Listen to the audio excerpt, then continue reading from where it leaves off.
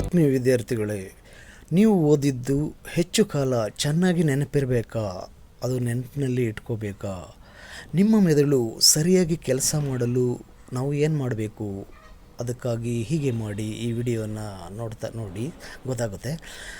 AI ಎಂಬ artificial intelligence ಬಂದಿದೆ ಸರಿ, ಆದರೆ ನಿಮ್ಮ ಮೆದುಳಿನ ಇಂಟೆಲಿಜೆನ್ಸ್ ಎನ್ನುವ ಬುದ್ಧಿಮತ್ತೆ ಏನಾಗುತ್ತಿದೆ ಎಂಬುದರ ಬಗ್ಗೆ ಬಹಳ ಜನ ತಲೆ ಕೆಡಿಸಿಕೊಳ್ತಾ ಇಲ್ಲ. ಮೊದಲಿಗೆ ನಿಮ್ಮ ಮೆದುಳಿನ ಆರೋಗ್ಯ ದಿನೇ ದಿನೇ ಏನಾಗುತ್ತಿದೆ, ಅದಕ್ಕೆ ಪರಿಹಾರ ಏನೆಂದು ತಿಳಿಯಿರಿ. ಪರಿಣಾಮವಾಗಿ ನಿಮ್ಮ ನೆನಪಿನ ಶಕ್ತಿ ಕಡಿಮೆಯಾಗುತ್ತಾ ಇದೆ. ಅದಕ್ಕೆ ಕಾರಣ ಏನು?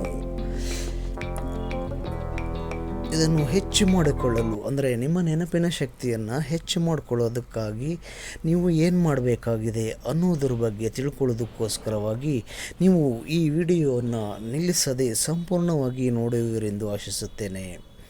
ಹಾಗೂ ತಾವಿನ್ನೂ ಈ ಚಾನೆಲ್ಗೆ ಸಬ್ಸ್ಕ್ರೈಬ್ ಆಗಿರದೇ ಇದ್ದರೆ ಸಬ್ಸ್ಕ್ರೈಬ್ ಆಗಿ ಹಾಗೂ ಲೈಕ್ ಮಾಡಿ ಮತ್ತು ಶೇರ್ ಮಾಡಿ.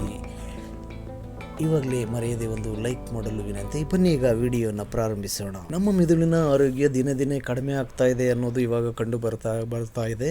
ಕೃತಕ ಬುದ್ಧಿಮತ್ತೆ ಏನೋ ಇದೆ, ಆದರೆ ದುರದೃಷ್ಟವಶಾತ್ ನಮ್ಮ ಮೆದುಳಿನ ಆರೋಗ್ಯ ಕಡಿಮೆ ಆಗ್ತಾ ಬರ್ತಾ ಇದೆ.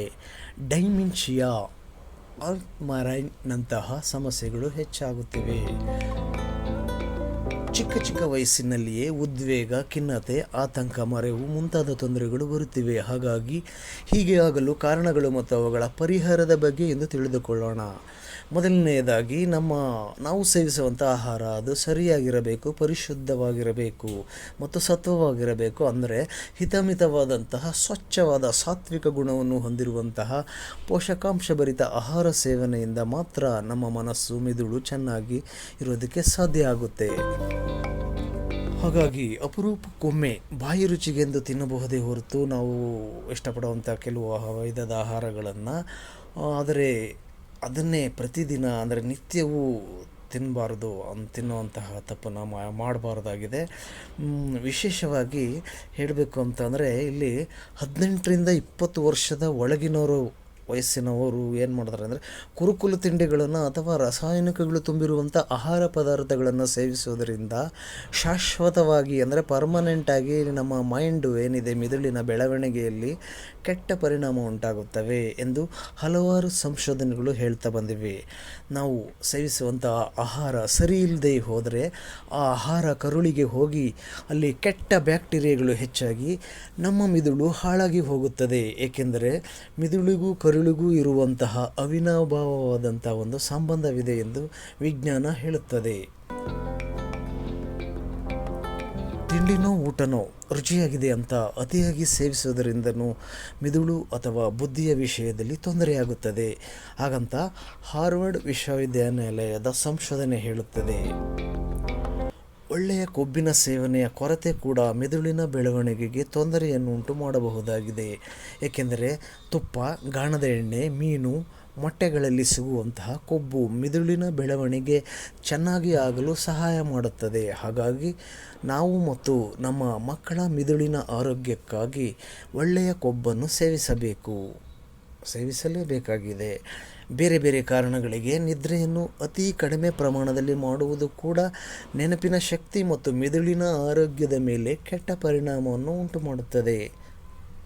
90 ನಿಮಿಷಗಳಲ್ಲಿ ನಿದ್ದೆಯು ಒಂದು ಚಕ್ರ ಪೂರ್ಣ ಆಗುತ್ತದೆ. ಅಂದರೆ ನಿದ್ರೆಯ ಒಂದು ಚಕ್ರ 90 ನಿಮಿಷಗಳಲ್ಲಿ ಪೂರ್ಣವಾಗುತ್ತದೆ. ಹಾಗಾದರೆ ಅಂತಹ 4 ಅಥವಾ 4-5 ಚಕ್ರಗಳನ್ನು ನಾವು ಮುಗಿಸಬೇಕಾಗುತ್ತದೆ. ಹಾಗಾಗಿ ಒಂದು ದಿನಕ್ಕೆ ಎಷ್ಟು ಗಂಟೆವರೆಗೆ ನಾವು ನಿದ್ದೆ ಮಾಡಬೇಕು ಅನ್ನೋದು ಪ್ರಶ್ನೆ ನೀವು ಮುಂದಿಟ್ಕೊಳ್ಳೋದು. ಅದಾದರೆ ಪ್ರತಿದಿನ ಕನಿಷ್ಠ 7ರಿಂದ 8 ಗಂಟೆವರೆಗೂ ನಾವು ನಿದ್ರೆಯನ್ನು ಮಾಡಬೇಕಾಗುತ್ತೆ.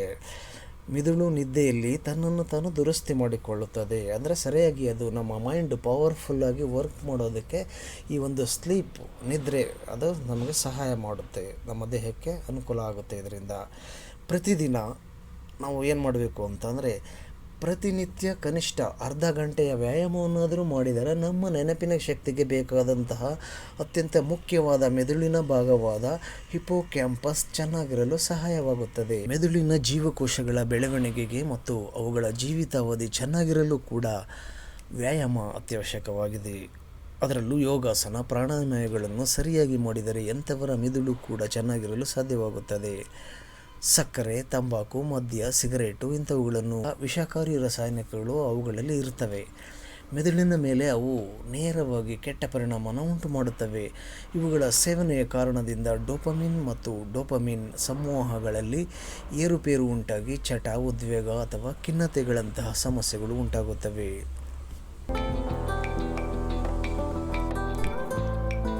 ಕೆಲವು ಸಂಶೋಧನೆಗಳ ಪ್ರಕಾರ ಸಕ್ಕರೆಯ ಅತಿಯಾದ ಸೇವನೆಯಿಂದ ಮರವಿನ ಕಾಯಿಲೆ ಮತ್ತು ಮಾನಸಿಕವಾದಂತಹ ಏರುಪೇರು ಉಂಟಾಗುತ್ತದೆ. ಹಾಗಾಗಿ ನಮ್ಮ ಮಕ್ಕಳಿಗೆ ಸಕ್ಕರೆಯನ್ನು ಕೊಡುವುದನ್ನು ಸಾಧ್ಯವಾದಷ್ಟು ಕಡಿಮೆ ಮಾಡಬೇಕು. ಹಾಗಾಗಿ ನಮ್ಮ ಒಂದು ಮೆದುಳಿನ ಆರೋಗ್ಯ ತುಂಬ ಚೆನ್ನಾಗಿರಬೇಕು ಅಂತಂದರೆ ನಾವು ಏನು ಮಾಡಬೇಕು ಅಂತಂದರೆ ಮೆದುಳಿಗೆ ಸಾಧ್ಯವಾದಷ್ಟು ಹೊಸ ಹೊಸ ಚಾಲೆಂಜ್ಗಳನ್ನು ನಾವು ಕೊಡ್ತಾ ಹೋಗಬೇಕಾಗುತ್ತೆ.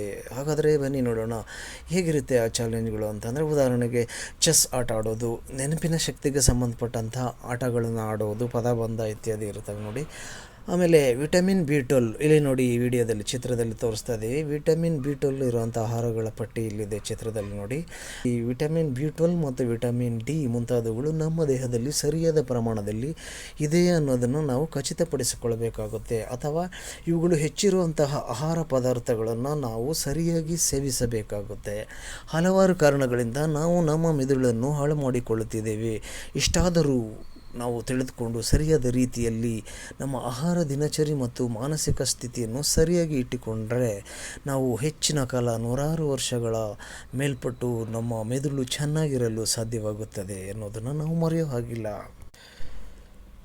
ವಿದ್ಯಾರ್ಥಿಗಳೇ, ಇದುವರೆಗೂ ನೀವು ಓದಿದ್ದು ಚೆನ್ನಾಗಿ ಹೆಚ್ಚು ಕಾಲ ನೆನಪಿನಲ್ಲಿಡಬೇಕು ಅಂತಂದರೆ ನಾವು ನಮ್ಮ ದೇಹ ಸ್ಥಿತಿ, ಆರೋಗ್ಯ, ನಮ್ಮ ಮೆದುಳನ್ನು ಹೇಗೆ ಚೆನ್ನಾಗಿಟ್ಕೊಳ್ಬೇಕು ಅನ್ನೋದ್ರ ಬಗ್ಗೆ ನಾವೀಗ ತಿಳ್ಕೊಂಡಿದ್ದೀವಿ.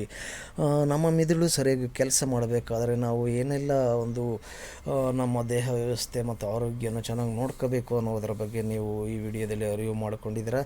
ಈಗ AI ಅಂದರೆ ಆರ್ಟಿಫಿಷಿಯಲ್ ಇಂಟೆಲಿಜೆನ್ಸ್ ಅನ್ನೋ ಒಂದು ಇದು ಬಂದಿದೆ ಸರಿ, ಆದರೆ ನಿಮ್ಮ ಮೆದುಳು ಇಂಟೆಲಿಜೆನ್ಸ್ ಎನ್ನುವ ಬುದ್ಧಿಮತ್ತೆ ಏನಾಗುತ್ತಿದೆ ಅನ್ನೋದ್ರ ಬಗ್ಗೆ ಬಹಳ ಜನ ತಲೆ ಕೆಡಿಸಿಕೊಳ್ತಾ ಇಲ್ಲ.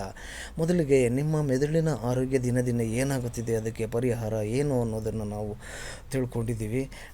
ಮತ್ತು ಪರಿಣಾಮವಾಗಿ ನಮ್ಮ ನೆನಪಿನ ಶಕ್ತಿ ಯಾಕೆ ಕಡಿಮೆ ಆಗುತ್ತೆ, ಅದಕ್ಕೆ ಕಾರಣ ಏನು, ಅದನ್ನು ಹೆಚ್ಚು ಮಾಡೋದಕ್ಕೆ ಏನು ಅನ್ನೋದ್ರ ಬಗ್ಗೆ ನೀವು ವಿಡಿಯೋದಲ್ಲಿ ತಿಳ್ಕೊಂಡಿದ್ದೀವಿ.